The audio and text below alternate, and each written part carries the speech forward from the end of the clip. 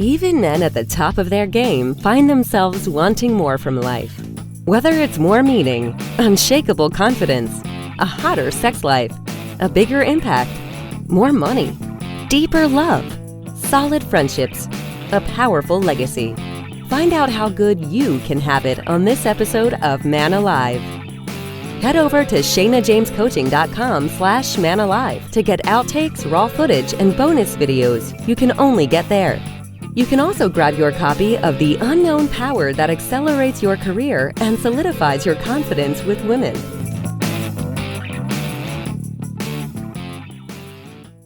Welcome to this episode of Man Alive. I am excited to be here today to talk about legacy, which has been on my mind a lot because I've had a couple of friends pass away, sadly, in the past couple months. And, you know, there's this, there's the reality, right? That when we're gone, and what are we actually leaving behind? And I've actually had a couple conversations recently with my dad where he said, you know, I want to figure out what my legacy is. And so that was part of my motivation for this too. So I have an amazing guest, Armando Cruz. Armando, welcome. Hey, how are you? Thank you, Shayna. Yeah, and Armando's working on a book, and we'll get to that. We'll talk about his book on leaving a legacy. But let me give him a quick introduction for those of you who have not been familiar with Armando.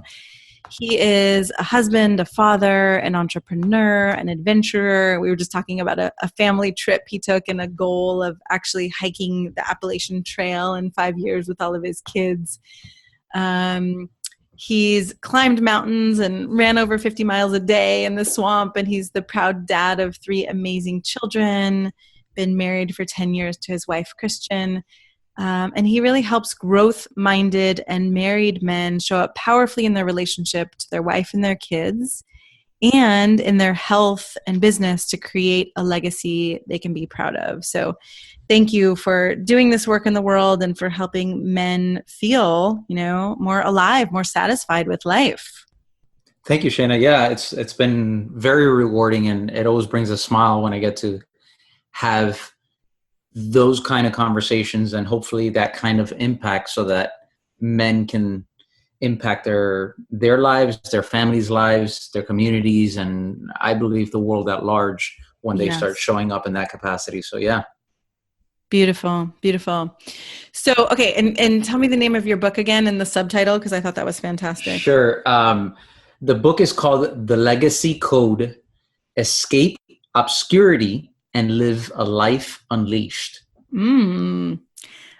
Escape obscurity. Okay, maybe we can dive in there. So, you know, when you're working with a man to create a legacy, it sounds like obscurity is something important that you've found that maybe men can get stuck in. Is that true? Yeah, right. I mean, if we look at the famous quote, I think it was Thoreau that said, men, the mass of men are living lives of quiet desperation. And I feel like too many men, and too many people for that matter, are just occupying space without that intent and without that purpose. Yes. And so part of this book and why I've chosen to do this work is because, first of all, I had the privilege of growing up with an amazing father. So there's, first and foremost, there's a lot of men in this world that don't have that father figure, don't have that great example. I feel amazingly blessed to have my father. I still have him with me. He's still one of my best friends. And he taught me a lot. And he taught me not just by saying stuff, but his actions. And part of that was keep that curiosity. And so one of the things that he taught me most was to continue to learn and to grow and to be honest in the way you show up and be honest in the way you operate in this world. And so that's really what this really comes about. You know, we talk about legacy, and legacy, I like to add a few adjectives before that. I say, let's create a powerful and purposeful legacy. Yeah. Not just a legacy, because we are going to have a legacy. Yeah. Whether it's short-lived or not, but we're all going to have a legacy. Well, right. And interesting that you added the word honest, right? To live honestly. I mean, I think that's in a way where our work overlaps, right? Is helping men really get honest about what their unique legacy is, or what their desires are, as opposed to some box that it should fit in, or, you know, some other man's way of having a legacy in the world. Correct. No, I agree 100%. Yeah. What would you say, you know, is there something you've seen that really stands in the way of men thinking about or knowing what their legacy is? Sure.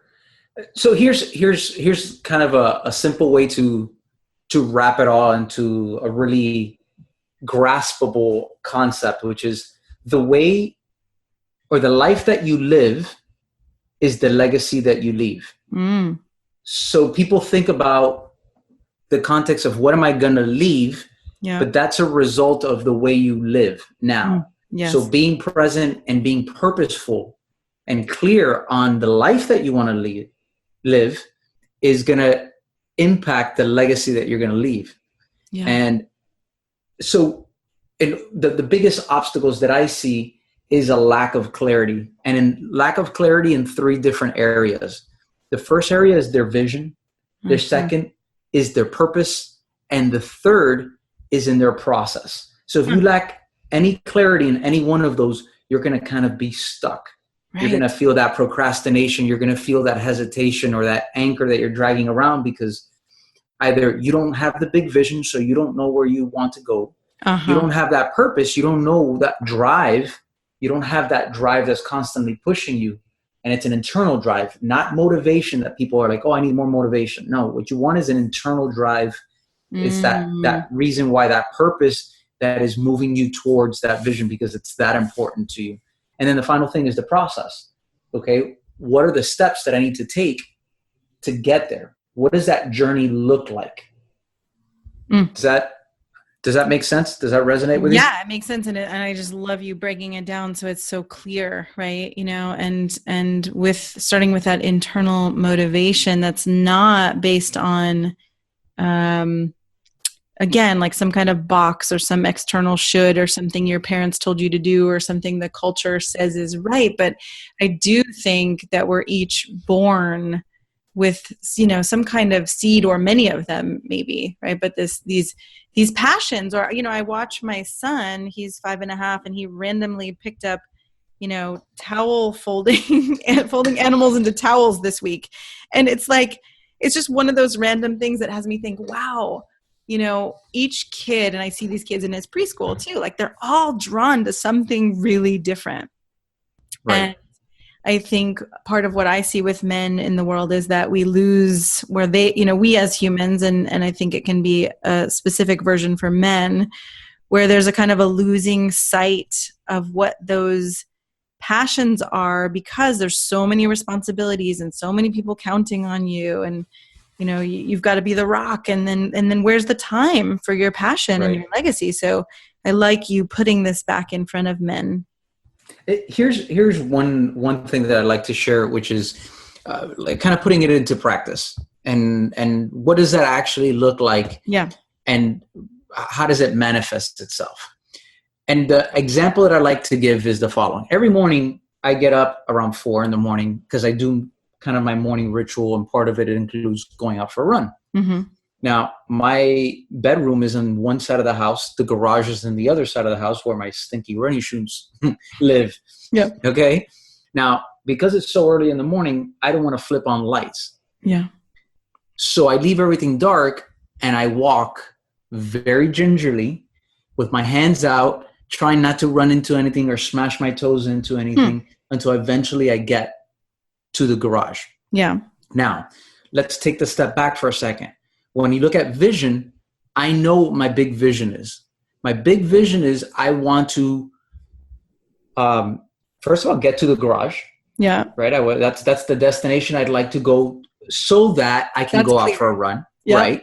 Yeah. My purpose is, this is something that fulfills me. When I go and I do this morning ritual, my day goes better. So I get up at that time and I cross that dark chasm to get there in order to do that. The process is I got to take slow steps to get there. I got to get up and, kind of crawl and gingerly walk through there.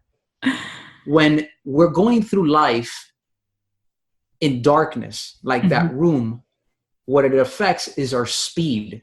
And very often what we get as men is impatience. We're moving too slow. Yeah. I feel like I should be there already. Right. But where is and there? There's shame. There's often shame around that. Like if I'm not there, it's hard to admit that because I think I should be there.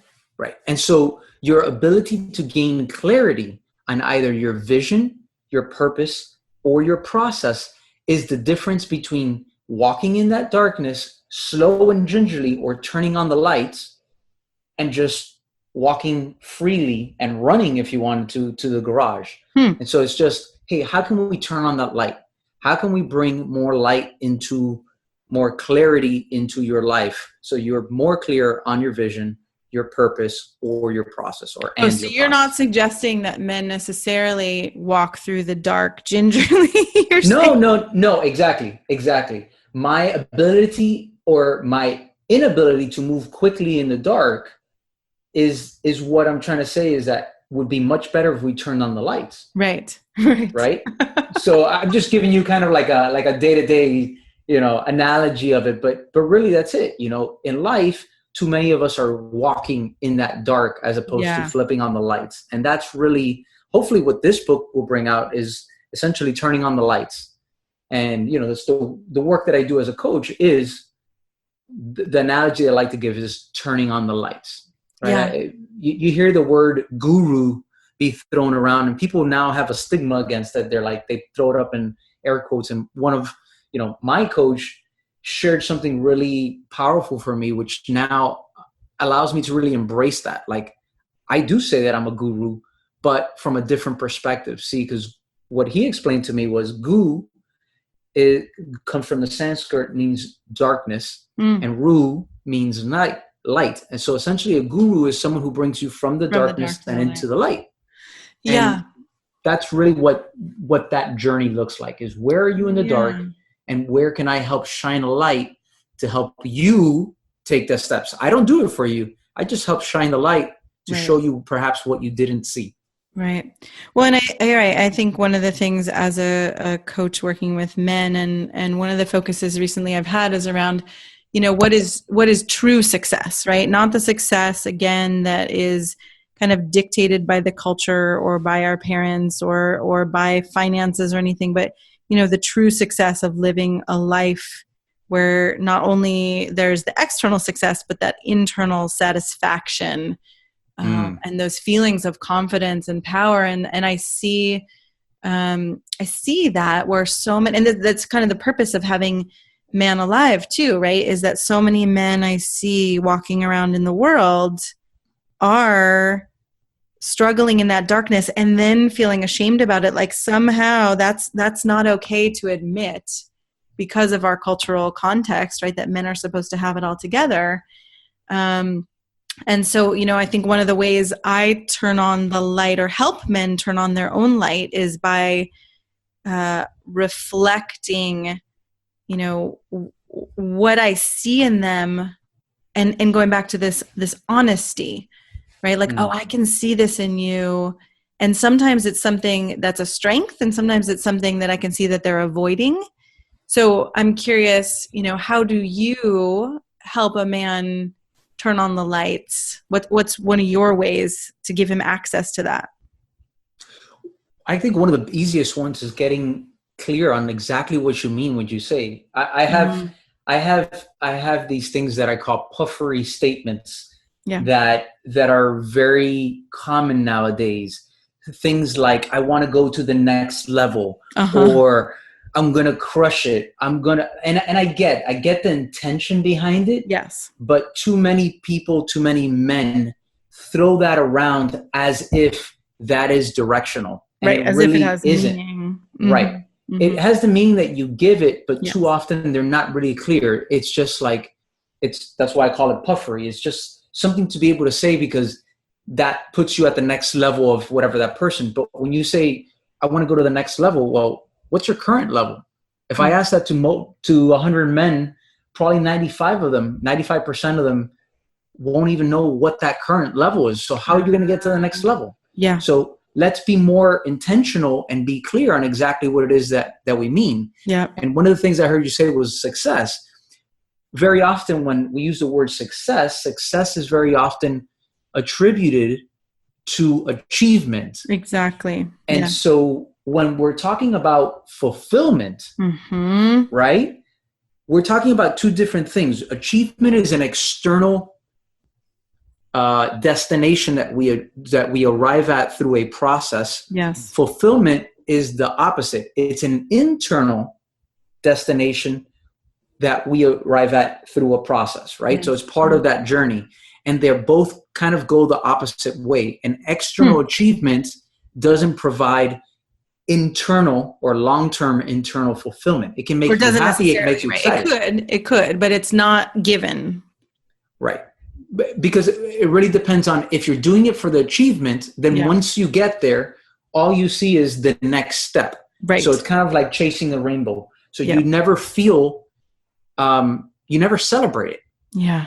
It's always like, oh, is that all? Now what? Right. Versus when you go in, when you're talking about happiness, when you're talking about fulfillment, now we're talking about an internal thing. And so you can't get that by getting something, but you need to get that by being you. Yeah. Right? Being honest and clear on what that actually means. And so that process of gaining clarity of what it is that you actually mean when you're saying what that is, whatever that vision looks like for you, but then also being clear, both the internal and the external that we're moving towards. Mm-hmm. Mm-hmm. I love that, right? It's just such a reminder of,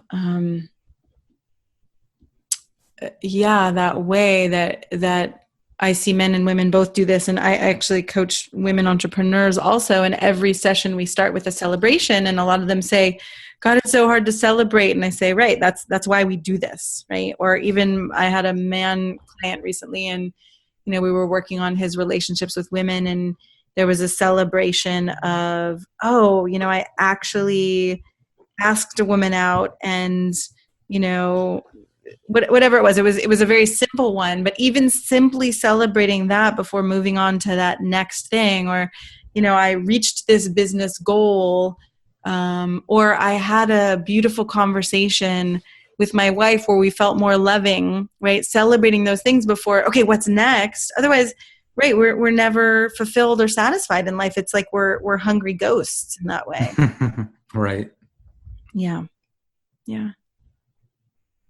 So where would you start, right? If you were a man, say like my dad, who's walking around in the world and he's in his 70s and he's thinking, what am I leaving? What is my legacy, right? What would you say to him? I think that there's no time like the present to work on it. One of the exercises that really actually helped me as I went through this process was, some people can really just sit down and say, okay, what do I want that legacy to look like? And they can sit down and write it. Mm-hmm. Other people, I didn't find it was easy for me to do that. Yeah. Because there was a lot of judgment. Well, should I be thinking about that? Or, does this really matter? And so what I did was actually took a step back and actually went to the end, to my funeral. Right? And I'm sure you've heard this before, but what I did was essentially I wrote out a eulogy as if my wife was eulogizing me, or how you actually wanted to be remembered. Yeah. What would I want her to say about me if she was giving a eulogy? And then I did that with my oldest son. So what would I want my oldest son? And I chose one of the kids just because he's been around longer. So, he was the oldest one and we've had more connection. So I was like, okay, what would I want my oldest son to say to me? Oof, I just got chills. Yeah, I let's just say that I had a lot of tissues, and even reading it, I've read it, and actually I included it in the book just so people can see, get an example. But what that does is that it takes away from you and it puts it into, okay, well, what's really important to me? If my son is going to be saying my eulogy, what do I want him to say? What do I want him to remember me, to know me by, and to share with the world about who I was as a father, as a man, as a husband, as a provider, as a, as a person who creates impact in this world, what would I want him to say through his lens? Now, granted, it's not him, but when you gain that clarity, then you can kind of start reversing. Okay, well, if I really want this, then how do I need to start living my life? Yes. Right. And so for your dad, he's in his 70s, right? Yep. I mean, look, we can live way over 100, but we never know. We never know when that last day is, right? Yeah. So, is it pointless to do it at 70? I say no, because there's plenty of time, I think. Yeah. There's still time to look at that. Even if you have one more day, if you gain that clarity and are able to connect with people in a way that you really want to be remembered by, I think it can have that level of impact. And so I would say start there. I mean, what do you want? Like when you're gone, what does that really look like to the people that matter most? Yeah, it's so touching to me. I mean, I feel like, okay, we could end right here, right? As this first step for someone to actually, for, you listening to do this exercise, to really be willing to face your own mortality, to put yourself at the end of your life and actually look at how you want to be remembered and what you want to be known for. I mean, it's just such a bold and loving act, and and a courageous one. I think it's easy to to not live like we're going to be gone, right? It's easy to live as though we're just going to continue. Right. And that's one thing, like it's a certainty we will die. It's not one that we want to think about, but you're going to die. I'm going to die. Everyone's going to die. Yeah. At some point we're going to be dead. Yeah. So like you said, because time is so precious, and I think that's it, is that we don't realize how precious it is. Yeah. Because we try to avoid thinking about the finality of it. Mm-hmm. Mm-hmm. And once you understand that you will die, we will all die, and how can I live and become the best version of myself? How can in the book, one of the things I share is that there are two types of legacy. Yeah. And it doesn't have to be an either or, but it should be an and. One of them is your personal legacy. And it's the legacy of how you impact the people that matter most in your life. Mm-hmm. It's like that core group, the people that know you the most. How did you interact and impact their lives and leave them something to discover so that their life is better and they can impact more people, right? So that would be your personal legacy. Yes. Personal with a capital P, right? And then you have what I call the impact legacy, which is what most people think about when they think about legacy of like, well, I don't know, I don't have a big corporation, or I didn't invent the cure for cancer. I didn't, so those are those really big things that impact the people you don't know. Mm. An example that I give, and most people have heard this, so it's not something that I'm making up, but it's like somebody like Steve Jobs. Yes. Steve Jobs left a powerful impact legacy. Nobody can deny that the world has been affected by him being alive and his innovations. Yes. And the way he sold things and the way he helped people kind of tap into their vision from that, right? He was a visionary. Yep. On the flip side, though, everyone that was closest to him said that he was an ass. He was a jerk. Yep. People didn't really love the way he treated them. Yes. What they did do was he had a gift for tapping in and sharing a vision that enticed people, and that's what they wanted, but they really disliked the interaction with him. Yes. You know what I'm saying? And so when you look at that within the context of family, if you've left a powerful impact legacy, but your kids don't know you and they completely hate you, I feel like that's a failure, because the people that matter most in this world, the people closest to you, if you've ignored them, I think you've missed a big part of this. And in fact, there's some speeches or some writings of Steve Jobs that he goes back and he's like, all this time I was spending all this time on innovating for all those people, and Yes. I neglected the people that matter most. Well, And right. so, And actually, I mean, part of what I see in working with men is that these up close and personal relationships can be the most vulnerable. You know, it can take more courage to go to your child and say, wow, I really think I misunderstood you, or I'm sorry for how this interaction went. That can actually take more courage than, you know, building a multi-million-dollar business or making that next business deal. So I really appreciate that you're bringing both of those pieces for legacy, and not just what's this, you know, this broader impact that you're having on the world. yeah. Well, thank you. Thank you. Yeah. Is there anything, or let's say if there was something that you wanted to leave men with, you know, and granted, again, we could talk about this for hours, and I highly suggest that you get on the list, because your book isn't published yet, right? But I imagine you have a release. Yes. Yes.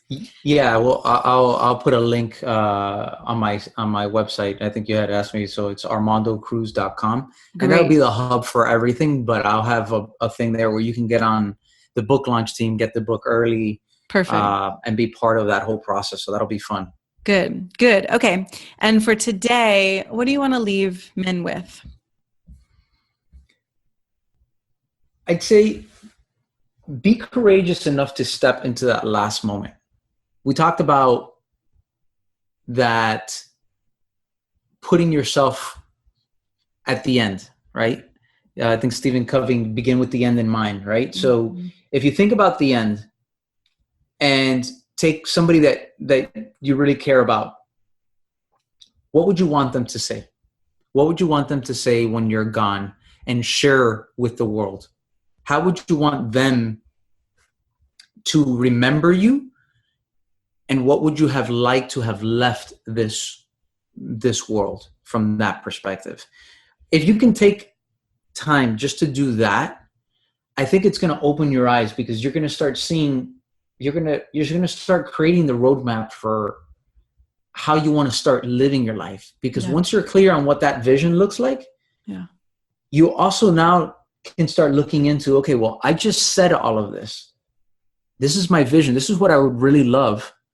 Why is this important to me? That's the next question. Mm-hmm. Ask yourself, why is this important to me? Because that's going to give you your purpose. That's what's going to drive you. And then the final thing is the process, just work backwards. Well, and this is important to me. This is what it looks like. What would that take on a daily basis? Yeah. I'm a big proponent of chipping away daily at things. I'm more interested in being consistent over a lifetime than doing one thing amazing for a day or a week, because you haven't created you don't create the habit, you don't create the long-term impact by doing it once or even a week. You do it every single day. How do you chip away at that every single day? And I use the word chip away very much on purpose, because to me, one of the ways that I look at this process when I work with men, and even just what it means to kind of shine, is the process of the Michelangelo and the David, right? Yeah. So the David is considered one of the most spectacular sculptures ever made. And when they asked Michelangelo, how were you able to create such a masterpiece? And he said, well, basically I chipped away everything that wasn't David until the true David showed up. So basically in life, we have the opportunity to chip away all the crap, all the stuff that's covering us, covering our authentic, best, greatest, and grandest version of ourselves that, we think we need to put on, kind of like coats, in order to show up better. But the reality is, showing up as our most honest self and our truest self and chipping away all the other crap is really where the power and the impact and the fulfillment is going to come in. Yeah. Does that Yeah, it's fantastic, and I really just love that, you know, when you go to the end, right? When you're willing and courageous enough to look at the end of life and come backwards, and then, you know, start to take these daily actions. It's to me, it's kind of like the Matrix, right? Where you wake up out of this kind of sleepful or sleepwalking that many people do in the world, and actually come alive, right? And start to really look at how can I forward my purpose, or how can I leave my legacy, or how can I take the next step in this very moment or in this interaction. And I see so much more fulfillment happen for men, you know, when I support themselves, and I imagine when you support them in actually living in such an awake way, in this way. Yeah. No, most definitely. I agree with you. Thank you. Thank you for your own clarity and your own commitment and living this daily. You know, I can feel it in you. I can feel it in the way you talk. I can feel it in the way you speak about your commitments. And, you know, you then model that and make it possible for other men. So thank you so much. My pleasure. Thank you for having me, Shayna. It's been an honor. I'm so glad you joined us for today's episode of Man Alive. I hope it gives you a sense of what's possible and how good your life can be. If you like what you heard, I'd be so grateful for you to subscribe to Man Alive and write a quick review that helps men like you find us. And again, head over to shaynajamescoaching.com/manalive to get outtakes, videos, and raw footage I only share there. These are some of the most interesting parts of these expert conversations. You can also grab your copy of The Unknown Power to accelerate your career and solidify your confidence with women, because the two are related, and I know you don't have to settle for one or the other. Join us each week for a new episode of Man Alive.